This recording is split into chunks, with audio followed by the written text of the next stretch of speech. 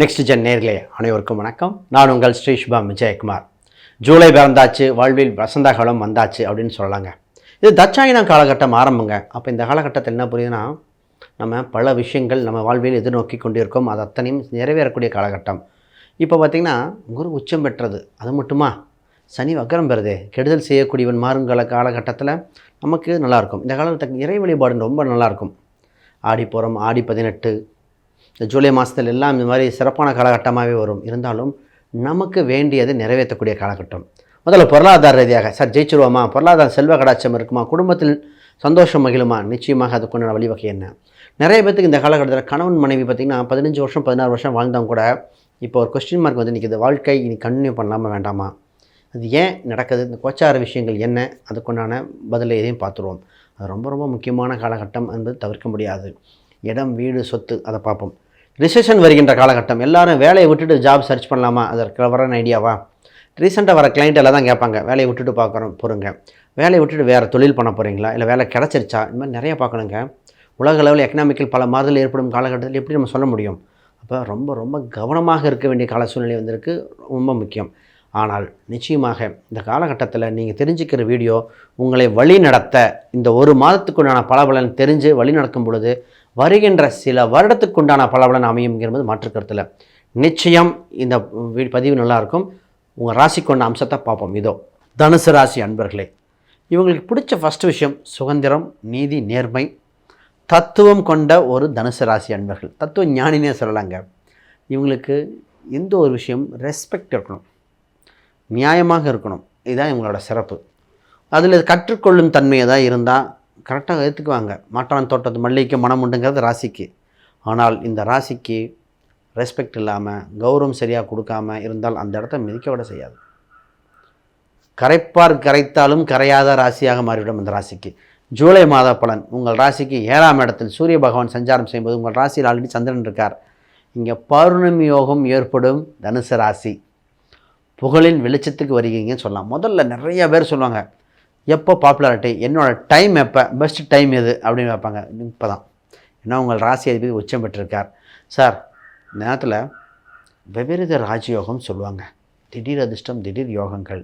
இது பொருளாதார ரீதியாக இடம், வீடு, சொத்தாக இருக்கலாம், பூர்வீக சம்மந்தப்பட்ட விஷயம் இருக்கலாம், ஒரு வயதானவங்க ரொம்ப ஒரு கேஸ், ஒரு டிஸ்பியூட் இருக்குது, பூர்வீக சொத்துல பிரச்சனை இருக்குது, தீர்வு வரதாக இருக்கலாம், தொலைந்து போன பொருள் கிடைக்கலாம், அடகு வைத்த பொருள் கிடைக்கலாம். யோகங்க. நிறைய பேர் வெளிநாட்டுக்கு முயற்சி பண்ணிகிட்டு இருக்காங்க இந்த ராசிக்காரங்க. வெளிநாட்டுக்கு போனால் அங்கேயே வீசா வாங்கலான் இருக்கேன், கொஞ்சம் இடம் மாறினா நல்லாயிருக்கும், இல்லை ஒரு ப்ரொமோஷன் கிடைச்சா நல்லாயிருக்கும், இதெல்லாம் சக்ஸஸ் ஆகும். இப்போ வேலை எப்படி சார் இருக்கும், இந்த வேலை செய்கிற இடத்துல பார்த்திங்கன்னா இந்த ராசிக்கு வேலை இல்லாதவங்க வேலை கிடைக்கும் ஃபஸ்ட்டு. ஆனால் வேலை பளு இருக்கும்.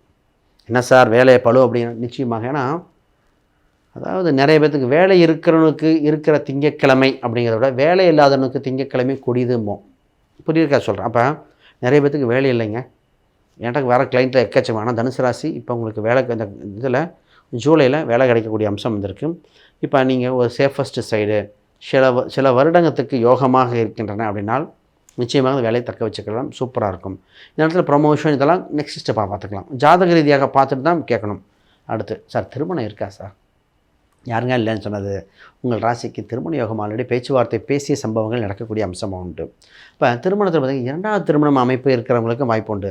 இப்போ ஒரு சிலர் நிறைய நாள் கணவன் மனைவியில் ரொம்ப கொஞ்சம் சரியாக டேர்ம்ஸ் அண்ட் கண்டிஷன் சரியாக போகலை, பிரியலான் இருக்கோம் அப்படிங்கிற முடியல. அப்போ ஜாதக ரீதியாக பார்த்துட்டு அந்த அமைப்பு இருக்கா இல்லையா. நான் பார்க்கும்போது ஒரு ராசிக்கு சொன்னேன், பார்த்தோன்னே சொன்னேன், இந்த ஜாதகத்தில் பார்ட்னர்ஷிப் அவ்வளோ சிறப்பாக இல்லைங்க, கணவன் மனைவி பிரிஞ்சிருக்கிற மாதிரி இருக்கே அப்படின்னு சொன்னேன். அவர் 1980 பிறந்தவர். பிரிஞ்சிருக்கிற மாதிரி இருக்குங்களா அப்படின்னார். ஆமாங்க அப்படின்னா, ஆமாம் சார் பிரிஞ்சிருக்கோம், நான் பேயுடன் கூட வாழ்ந்து விடுவேன், என் மனைவியிடம் வாழ முடியாதுன்னு சொல்கிறாங்க. அப்படி ஏன்னா பாடுபட்டாங்க. அவர் சொல்வார், என் மனைவி கூட பரவாயில்ல, என் மாமியார் தான் அப்படின்னார். ஏன்னா அவ்வளோ கஷ்டத்தில் இருக்கார் அவர். அந்த மாதிரி இது ஒரு சில பெண்களுக்கும் அமையும், அவங்க கணவன் மூலம் இருப்பாங்க. அப்போ திருமண உறவில் முடிவெடுக்கும் காலகட்டம் பார்க்கணும். ரைட். அப்போ திருமணம் இல்லாதவங்களுக்கு இருக்கும், அதை பாருங்கள். இப்போ நிறைய பேர்த்துக்கு ஃபஸ்ட் விஷயம் பிஸ்னஸ். சார் பிஸ்னஸ் ரீதியாக இந்த ராசி முயற்சி செய்து இப்போ தான் ஒரு பாயிண்ட் கிடைக்கிது. இத்தனை நாள் என்ன தவற விட்டோம், ஏன் நடக்கலை, பொருளாதார ரீதியாக தவற விட்ட சூழ்நிலைகள் என்ன, கையிருப்பு பணம் அதிகரிக்கக்கூடியது, உதவிக்கரம் நீட்டுமா, இது மாதிரி ஏதோ ஒரு அதிர்ஷ்டம் கிடந்து பிஸ்னஸில் மேலே கொண்டு வர வாய்ப்புண்டு. ஆனால் கடின உழைப்பு தேவை தான். இந்த ராசி எப்பவுமே சுக்கிர கடாச்சத்தை பிஸ்னஸ் செய்யும் இடத்தில் பண்ணிக்கிட்டே இருக்கணும். ஏன்னா 11ஆம் அதிபதி சுக்கிரன் இருக்கும்போது 10ல் சுக்கிரன் நீச்சம்.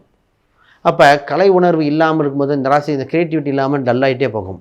ஃபஸ்ட்டு இந்த ராசிக்காரங்க இருக்கிற இடத்துல வெளிச்சம் லைட் இருக்கணுங்க. பர்ஃபெக்ட். இப்போ குழந்தை இல்லாத குழந்தைங்க பிறக்க வாய்ப்புண்டு. நிறைய பேருக்கு ட்ரீட்மெண்ட் IVF ட்ரை பண்ணி பாருங்கள். நிறைய பேர் போன டைம் பார்த்திங்கன்னா நிறைய ட்ரீட்மெண்ட் IVF வரைக்கும் போய் ஃபெயிலியர் ஆச்சு. நல்லா தான் சார் பார்த்தோம், ஃபெயிலியர் ஆகிடுச்சு சார், என்னன்னே தெரில, நல்லா இருக்குன்னு சொன்னாங்க. பட் ஜாதக ரீதியாக பார்க்கணும், அமைப்பு இருக்கா, ஒரு ஜாதகம் பார்க்கும்போது குழந்தை பிறப்பு இருக்கா இல்லைன்னு. இப்போ கவர்மெண்ட் எக்ஸாம் நிறைய பேர் பேங்கிங் செக்டர் ட்ரை பண்ணவங்க, டீச்சர் ப்ரொஃபஸர் ட்ரை பண்ணவங்களுக்கு யோக காலகட்டம் இருக்குது.